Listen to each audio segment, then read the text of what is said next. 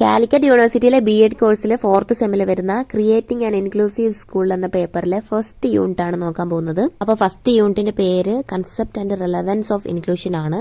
നമുക്ക് ആദ്യം തന്നെ ഇൻക്ലൂഷൻ എന്താണെന്ന് നോക്കാം. ഇൻക്ലൂഷൻ എന്ന് വെച്ചിട്ടുണ്ടെങ്കിൽ ഇൻക്ലൂഡ് ചെയ്യാം, അതായത് മെയിൻ സ്ട്രീം സ്കൂളുകളിൽ നിന്നും വിവിധ കാരണങ്ങളാൽ പുറന്തള്ളപ്പെടുന്ന ഡിസബിലിറ്റീസ് ഉള്ള അല്ലെങ്കിൽ എക്സെപ്ഷനാലിറ്റീസ് ഉള്ള കുട്ടികളെ ജനറൽ സ്കൂൾ എഡ്യൂക്കേഷണൽ സിസ്റ്റത്തിൽ അല്ലെങ്കിൽ ആ ഒരു എഡ്യൂക്കേഷണൽ സെറ്റിംഗിൽ ഇൻക്ലൂഡ് ചെയ്യുന്നതിനെയാണ് ഇൻക്ലൂഷൻ എന്ന് പറയുന്നത്. ഇങ്ങനെ എക്സ്ക്ലൂഡ് ചെയ്യപ്പെടുന്നതിന് പല കാരണങ്ങളും ഉണ്ടാകും. കുട്ടികളിലെ physical or mental challenges, economic or social disadvantages or belonging to different social groups based on caste, creed, gender and so on. ഇങ്ങനെ ഇൻക്ലൂഡ് ചെയ്യപ്പെടുന്ന കുട്ടികളുടെ പ്രോപ്പർ അഡ്ജസ്റ്റ്മെന്റിനും അവരുടെ ഒരു ഓൾറൗണ്ട് ഡെവലപ്മെന്റിനുമായിട്ട് സ്കൂളുകളിൽ ചില മാറ്റങ്ങൾ വരുത്തും. അത് അവരുടെ മെത്തേഡ്സിലാകാം മാറ്റം വരുത്തുന്നത്, അല്ലെങ്കിൽ ഫെസിലിറ്റീസ് കൂടുതലായിട്ട് പ്രൊവൈഡ് ചെയ്യാം, ഇൻഫ്രാസ്ട്രക്ചർ കൂടുതലായിട്ട് പ്രൊവൈഡ് ചെയ്യാം, ഹ്യൂമൻ റിസോഴ്സസ് കൂടുതലായിട്ടുള്ള ടീച്ചേഴ്സിനെയോ സ്റ്റാഫിനെയൊക്കെ അപ്പോയിന്റ് ചെയ്യാം. അപ്പോൾ inclusion in simple sentence, it's a dynamic approach of responding positively to pupil diversity and of seeing individual differences not as problems but as opportunities for enriching learning. ഇനി നമുക്ക് inclusive സ്കൂളിന്റെ historical perspective നോക്കാം. ആദ്യമായിട്ട് artificial limbs ഉപയോഗിച്ചിരുന്നു എന്ന് എഴുതപ്പെട്ടിരിക്കുന്ന first historical document ആണ് Rigveda. Queen വിഷ്പാൽ ആണ് ഇതിൽ ഒരു അയൺ മേഡ് പ്രോസ്തറ്റിക് ലെഗ് ഉപയോഗിച്ചിരിക്കുന്നത്. 3500-നും 1800 BC-ക്കും ഇടയിൽ നടന്ന ഒരു ബാറ്റിലാണ് ക്വീന് അവരുടെ ലെഗ്സ് നഷ്ടപ്പെട്ടത്. നെക്സ്റ്റ് വൺ പഞ്ചതന്ത്ര സ്റ്റോറീസ് ആണ്. 3rd BC-യിൽ സ്കോളർ ആയിട്ടുള്ള വിഷ്ണു ശർമ്മ എഴുതിയിരിക്കുന്ന ഒരു സാൻസ്ക്രിറ്റ് ടെക്സ്റ്റ് ആണ് പഞ്ചതന്ത്ര സ്റ്റോറീസ്. ഇതാണ് ലോകത്തിൽ ആദ്യമായിട്ട് മെന്റലി ചലഞ്ചഡ് ആയിട്ടുള്ള ഇൻഡിവിജ്വൽസിന് വേണ്ടി എഴുതപ്പെട്ടിരിക്കുന്ന പുസ്തകം. ഇത് ആക്ച്വലി എഴുതിയിരിക്കുന്നത് കിങ് സുദർശന്റെ 3 ബ്ലോക്ക് ഹെഡഡ് സൺസിനെ എഡ്യൂക്കേറ്റ് ചെയ്യാൻ വേണ്ടിയിട്ടാണ്. തേർഡ് പോയിന്റ്, ഇൻക്ലൂസീവ് എഡ്യൂക്കേഷന്റെ ഹിസ്റ്ററിയിലെ മൈൽ സ്റ്റോൺ ആയിട്ടുള്ള സലമാൻക കോൺഫറൻസ് ആണ്. 1994 സ്പെയിനില് യുനെസ്കോ ആണ് ഈ ഇന്റർനാഷണൽ കോൺഫറൻസ് സംഘടിപ്പിച്ചത്. സ്പെഷ്യൽ നീഡ്സ് എന്ന കൺസെപ്റ്റ് തന്നെ കൺസീവ് ചെയ്തിരിക്കുന്നത് ഈ കോൺഫറൻസിലൂടെയാണ്. കുട്ടികളെ പബ്ലിക് സ്കൂളിലേക്ക് എൻറോൾ ചെയ്യുമ്പം അവർക്ക് ഡിസ്ക്രിമിനേഷൻ ഇല്ലാത്ത തരത്തിൽ സ്പെഷ്യൽ കൺസിഡറേഷൻ കൊടുക്കണമെന്നാണ് ഈ കോൺഫറൻസ് പറയുന്നത്. ഇതിനോടനുബന്ധിച്ച് ഇൻക്ലൂസീവ് എഡ്യൂക്കേഷൻ പ്രൊമോട്ട് ചെയ്യുന്നതിനായിട്ട് ഇന്ത്യയിലും ഒരുപാട് ആക്ടുകൾ ഇംപ്ലിമെന്റ് ചെയ്തിട്ടുണ്ട്. അതിലൊന്നാണ് 1909 ഗോപാലകൃഷ്ണ ഗോഖലെയുടെ നേതൃത്വത്തിൽ നടത്തിയ ഇന്ത്യൻ കൗൺസിൽ ആക്ട്. ഇതില് പ്രൈമറി എഡ്യൂക്കേഷൻ എല്ലാ കുട്ടികൾക്കും മാൻഡേറ്ററി ആയി കൊടുക്കണമെന്ന് പറയുന്നു. അതുപോലെ തന്നെ ഡിസബിലിറ്റീസ് ഉള്ള കുട്ടികളെയും ഇതിൽ ഉൾപ്പെടുത്തണമെന്നും പറയുന്നു. 1944 sergeant report main stream എഡ്യൂക്കേഷനിലേക്ക് disabled ആയിട്ടുള്ള കുട്ടികളെയും കൂടെ ഇൻക്ലൂഡ് ചെയ്യണമെന്ന് പറയുന്നുണ്ട്. അതുപോലെ 1964 കൊത്താരി കമ്മീഷനും ഒരു പ്ലാൻ ഓഫ് ആക്ഷൻ സജസ്റ്റ് ചെയ്തിട്ടുണ്ട്. അത് ഇന്ത്യൻ എഡ്യൂക്കേഷൻ സിസ്റ്റത്തിനെ ഒന്ന് ഇംപ്രൂവ് ചെയ്യാൻ വേണ്ടിയിട്ടാണ്. അതുപോലെ 1974 the ministry of welfare IEDC എന്ന് പറയുന്ന സ്കീം ലോഞ്ച് ചെയ്തിരിക്കുന്നത്. IEDC എന്ന് വെച്ചിട്ടുണ്ടെങ്കിൽ integrated education for disabled children. 1986 national policy on education moderate disabilities ഉള്ള കുട്ടികളെ മെയിൻ സ്ട്രീം എഡ്യൂക്കേഷൻ സിസ്റ്റത്തിലേക്ക് ഇൻക്ലൂഡ് ചെയ്യാൻ വേണ്ടിയിട്ട് സജസ്റ്റ് ചെയ്യുന്നുണ്ട്. അതുപോലെ 1992 പ്രോഗ്രാം ഓഫ് ആക്ഷൻ ഡിസബിലിറ്റീസ് ഉള്ള കുട്ടികളെ സ്പെഷ്യൽ സ്കൂളിലാക്കാതെ ജനറൽ സ്കൂളിലാക്കാൻ വേണ്ടിയിട്ടും പറയുന്നുണ്ട്. RCI അതായത് റീഹാബിലിറ്റേഷൻ കൗൺസിൽ ഓഫ് ഇന്ത്യയും IEDC നേരത്തെ പറഞ്ഞ integrated education for disabled children ഈ 2 പ്രൊജക്ടും 1992 ലോഞ്ച് ചെയ്തത്. 1994, 2002 കാലഘട്ടങ്ങളിൽ ഇംപ്ലിമെന്റേഷൻ ലെവലിലേക്ക് വന്ന 2 സ്കീമുകളാണ് SSAയും DPEPയും. SSA എല്ലാവർക്കും അറിയാലോ, സർവശിക്ഷ അഭിയാനാണ്.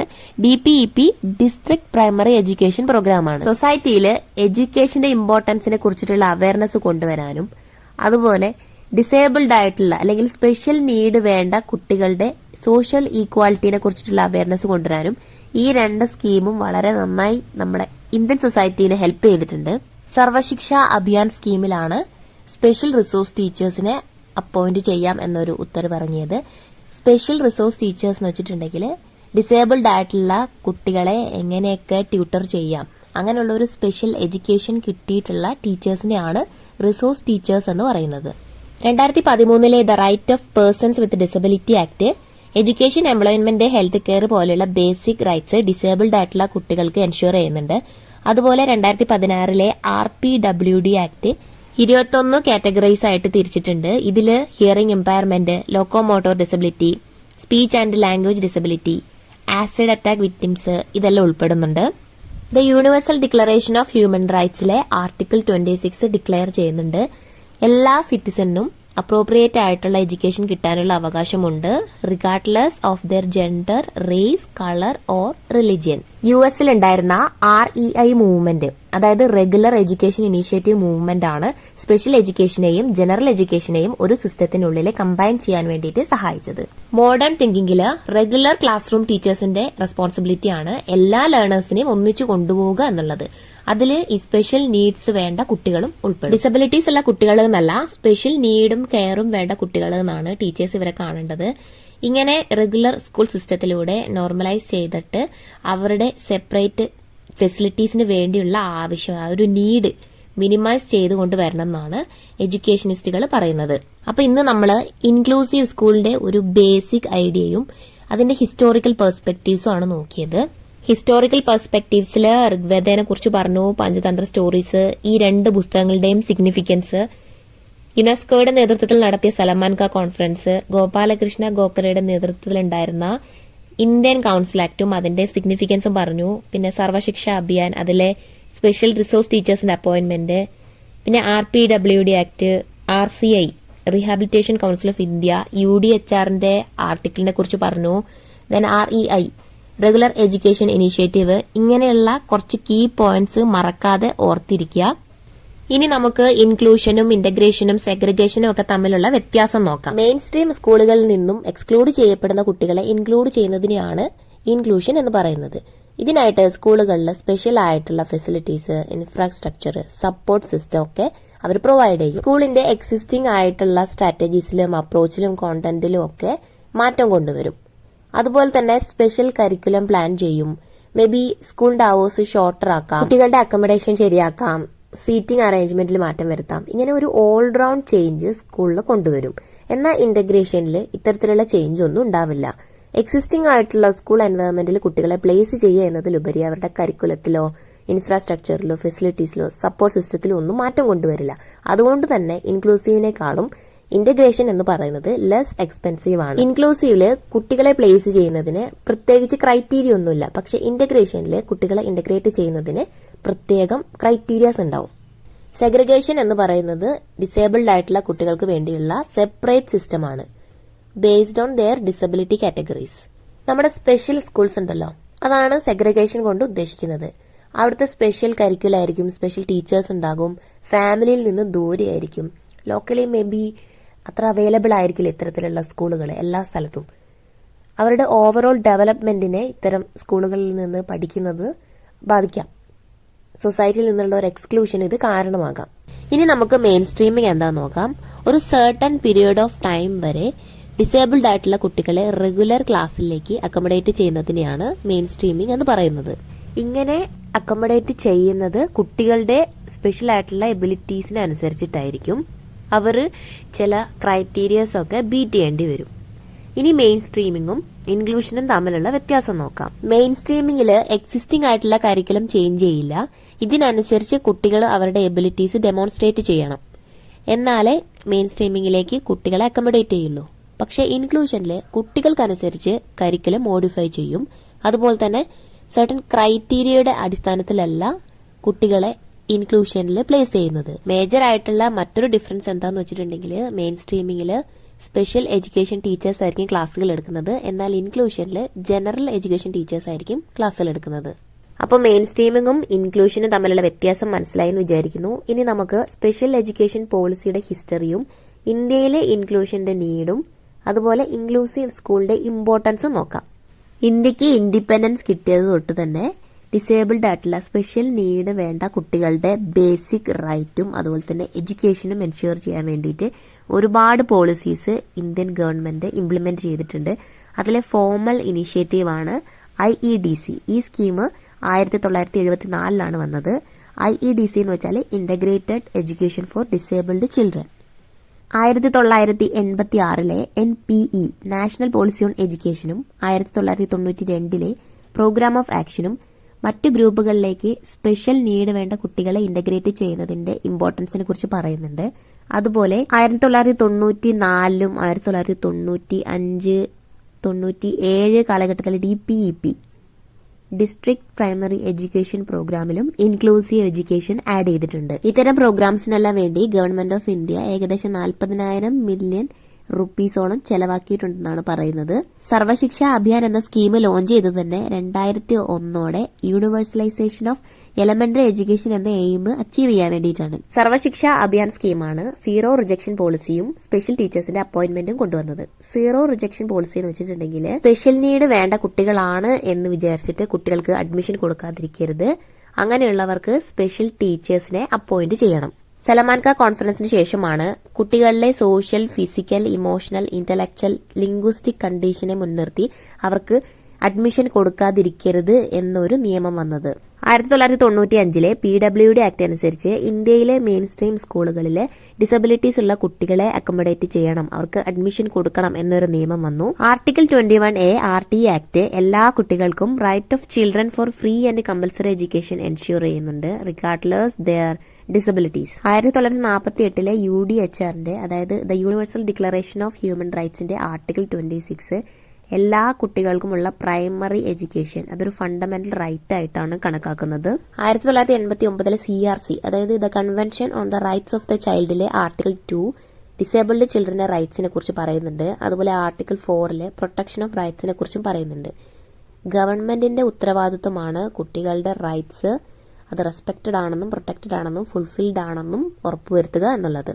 പിന്നെ കുറച്ച് ആക്ടുകളെ ഓർത്തു വെക്കുക. MHA mental health act, RCI rehabilitation council of India, PDA persons with disabilities act, NPPD national policy for persons with disabilities, RPD right of persons with disabilities. ഇനി നമുക്ക് ഇന്ത്യയിലെ ഇൻക്ലൂഷന്റെ ഇമ്പോർട്ടൻസ് എന്താണെന്ന് നോക്കാം.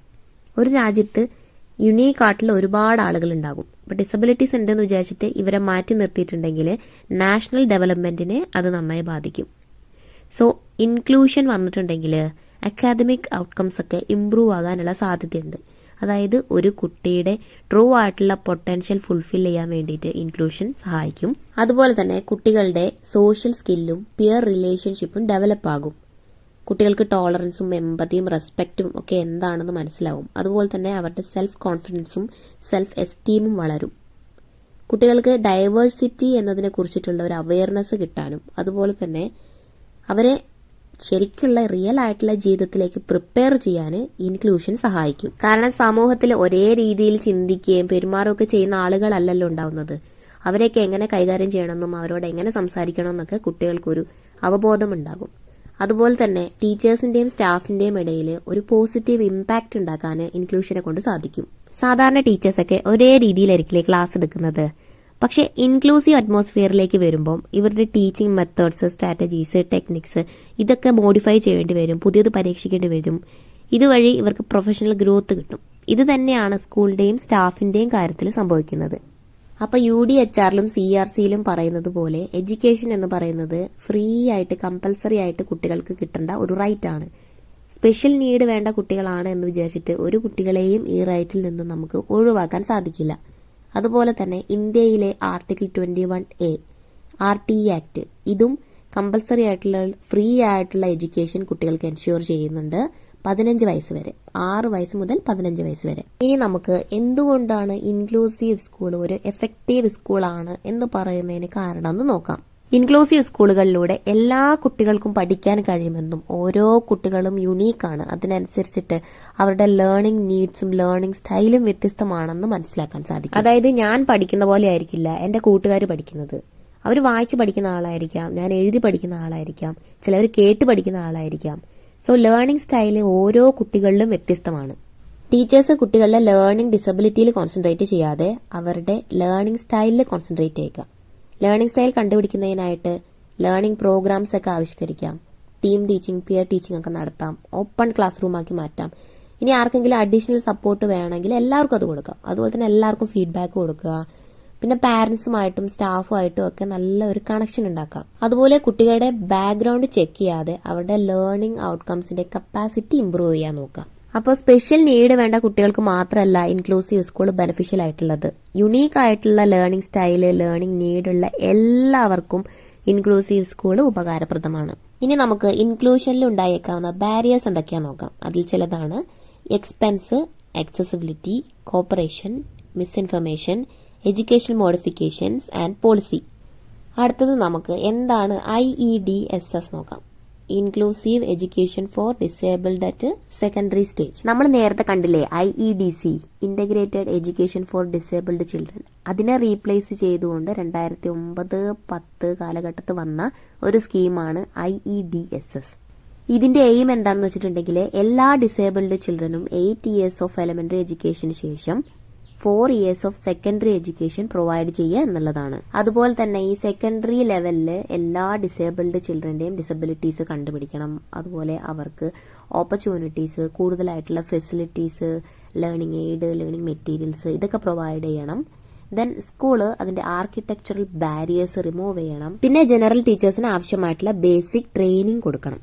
അതുപോലെ ഡിസേബിൾഡ് ആയിട്ടുള്ള കുട്ടികൾക്ക് വേണ്ടിയിട്ട് സ്പെഷ്യൽ എഡ്യൂക്കേറ്റേഴ്സിനെയൊക്കെ അപ്പോയിന്റ് ചെയ്യണം. അപ്പോൾ ഇന്ന് ഇൻക്ലൂസീവ് സ്കൂളിന്റെ ഹിസ്റ്റോറിക്കൽ പെർസ്പെക്റ്റീവ്സ് നോക്കി, ഇൻക്ലൂസീവും ഇന്റഗ്രേറ്റഡും സെഗ്രിഗേറ്റഡ് എഡ്യൂക്കേഷൻ തമ്മിലുള്ള വ്യത്യാസം നോക്കി, മെയിൻ സ്ട്രീമിങ്ങും ഇൻക്ലൂഷനും തമ്മിലുള്ള വ്യത്യാസം നോക്കി, സ്പെഷ്യൽ എഡ്യൂക്കേഷൻ പോളിസിയുടെ ഹിസ്റ്ററി നോക്കി, അതുപോലെ ഇന്ത്യയിലെ ഇൻക്ലൂഷന്റെ നീഡ്, ഇൻക്ലൂസീവ് സ്കൂളിന്റെ ഇമ്പോർട്ടൻസ്, ഒരു ഇൻക്ലൂസീവ് സ്കൂൾ എങ്ങനെയാണ് എഫക്റ്റീവ് ആയിട്ടുള്ള സ്കൂൾ ആവുന്നതെന്ന് നോക്കി, ഇൻക്ലൂഷന്റെ ബാരിയേഴ്സ് നോക്കി, അതുപോലെ IEDSS എന്താ നോക്കി. പരിമിതമായ റിസോഴ്സ് വെച്ചിട്ടാണ് ഇപ്പൊ ഇത്രയും സംസാരിച്ചത്. ക്ലാരിഫിക്കേഷന് വേണ്ടിയിട്ട് ഗൂഗിളിൽ ചെക്ക് ചെയ്യുക, കൂടുതൽ ബുക്സ് വായിച്ച് റെഫർ ചെയ്യുക.